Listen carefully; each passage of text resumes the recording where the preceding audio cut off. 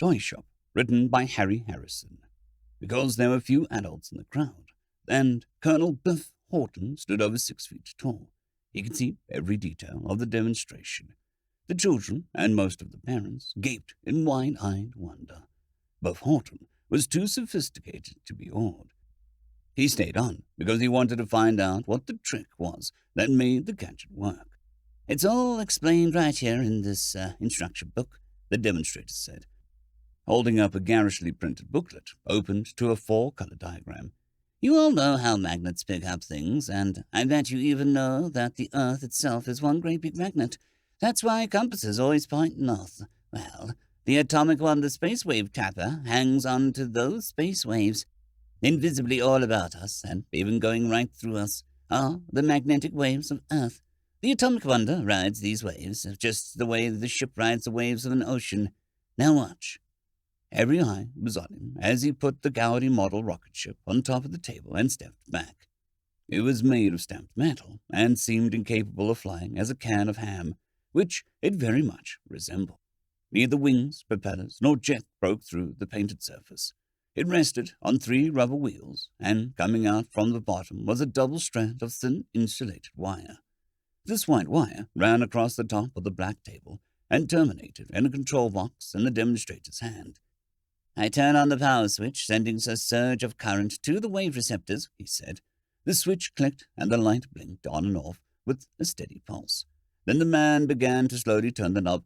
"A careful touch with the wave generator is necessary, as we are dealing with the powers of the whole world here." A concerted "ah" swept through the crowd as the space wave tapper shivered a bit, then rose slowly into the air. The demonstrator stepped back, and the toy rose higher and higher, bobbing gently on invisible waves of magnetic force that supported it. Ever so slowly, the power was reduced, and it settled back to the table. "Only $17.95, the young man said, putting a large price sign on the table, "for the complete set of Atomic Wonder, the Space Tapper Control Box battery, and instruction booklet." At the appearance of the price card, the crowd broke up noisily, and the children rushed away towards the operating model trains. The demonstrator's words were lost in their noisy passage, and after a moment he sank into a gloomy silence. He put the control box down, yawned, and sat on the edge of the table. Colonel Horton was the only one left after the crowd had moved on. "Could you tell me how this thing works?" the colonel asked, coming forward. The demonstrator brightened up and picked up one of the toys. "Well, if you look here, sir," he opened up the hinge top, "you'll see the space wave coils at each end of the ship." With the pencil, he pointed out the odd-shaped plastic forms about an inch in diameter that had been wound, apparently at random, with a few turns of copper wire. Except for these coils, the interior of the model was empty. The coils were wired together, and other wires ran out through the hole at the bottom of the control box. Buff Horton turned a very quizzical eye on the gadget, and upon the demonstrator, who completely ignored the sign of disbelief. "Inside the control box is the battery," the young man said, snapping it open and pointing it to an ordinary flashlight battery. "The current goes through the power switch and power light to the wave generator." "What do you mean to say," Biff broke in, "is that the juice from the 15-cent battery goes through the cheap rheostat to those meaningless coils in the model, and absolutely nothing happens? Now tell me what really fries the thing. If I'm going to drop $18 for a 6 bits worth of tin, I want to know what I'm getting." The demonstrator flushed. "I'm sorry, sir," he stammered. "I wasn't trying to hide anything. Like any magic trick, this one can't really be demonstrated until it has been purchased." He leaned forward and whispered confidentially. "I'll tell you what I'll do, though. This thing is way overpriced and hasn't been moving at all. The manager said that I could let them go at $3 if I could find any takers. If you want to buy it for that price—" "Sold, my boy," the colonel said, slamming 3 bills down on the table. "I'll give that much for it, no matter how it works. The boys in the shop will get a kick out of it." He tapped the winged rockets on his chest. "Now, really, what holds it up?" The demonstrator looked around carefully, then pointed. "Strings," he said. "Or rather, a black thread. It runs from the top of the model through the tiny hoop in the ceiling and back down to my hand, tied to this ring on my finger. When I back up, the model rises. It's as simple as that." "All good illusions are simple," the colonel grunted, tracing the black thread with his eye. "As long as there's plenty of flim-flam to distract the viewer." "If you don't have a black table, a black cloth will do," the young man said, and the arch of the doorway is a good sight. Just see that the room in the back is dark. Wrap it up, my boy. I wasn't born yesterday. I'm an old hand at this kind of thing. Buff Horton sprang it at the next Thursday night poker party. The gang were all Masal men, and they cheered and jeered as he hammed up the introduction. Let me copy the diagram, Biff. I could use some of those magnetic waves in the new bird.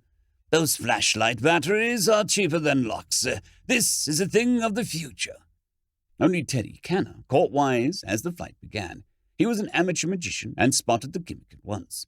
He kept silent with professional courtesy and smiled ironically as the rest of the bunch grew silent one by one.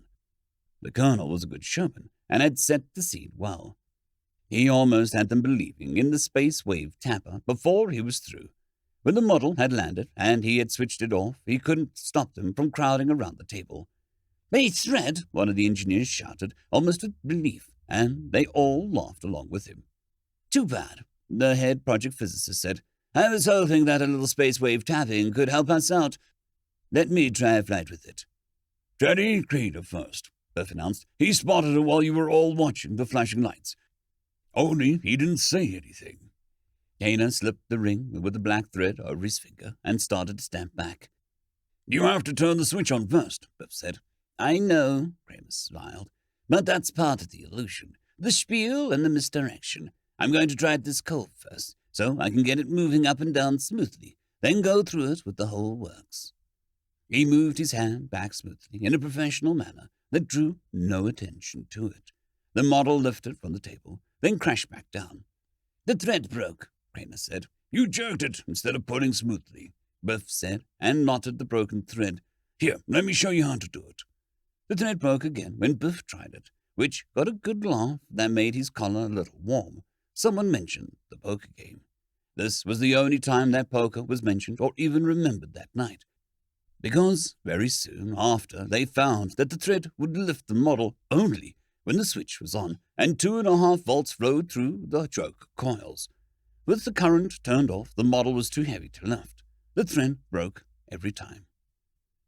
"I still think it's a screwy idea," the young man said. "1 week getting fallen archers, demonstrating those toy ships for every brat within 1,000 miles, then selling the things for $3 when they must have cost at least $100 apiece to make." "But you did sell the 10 of them to people who would be interested?" the older man asked. "I think so. I got a few Air Force officers and a colonel in the missiles one day. Then there was one official I remembered from the Bureau of Standards. Luckily, he didn't recognize me. Then those 2 professors you spotted from the university." "Then the problem is out of our hands and into theirs. All we have to do is sit back and wait for the results." "What results? These people weren't interested when we were hammering on their doors with proof. We've patented the coils and can prove to anyone that there is a reduction in weight around them when they are operating. But a small reduction, and we don't know what is causing it. No one can be interested in a thing like that. A fractional weight decrease is a clumsy model. Certainly not enough to lift the weight of the generator. No one wrapped up in massive fuel consumption, tons of lift and such, is going to have time to worry about a crackpot who thinks he has found a minor slip in Newton's laws." "Do you think they will now?" the young man asked, cracking his knuckles impatiently. "I know they will. The tensile strength of that thread is correctly adjusted to the weight of the model. The thread will break if they try to lift the model with it. Yet you can lift the model after a small increment of its weight has been removed by the coils. This is going to bug these men. Nobody is going to ask them to solve the problem or concern themselves with it. But it will nag at them, because they know this effect can't possibly exist. They'll see it at once, and that the magnetic wave theory is nonsense. Or perhaps true, we don't know. But they will all be thinking about it and worrying about it. Someone is going to experiment in his basement, just as a hobby, of course, to find the cause of the error. And he or someone else is going to find out what makes those coils work, or maybe a way to improve them. And we have the patents." "Correct.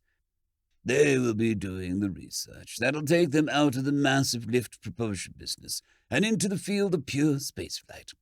And in doing so, they will be making us rich whenever the time comes to manufacture," the young man said cynically.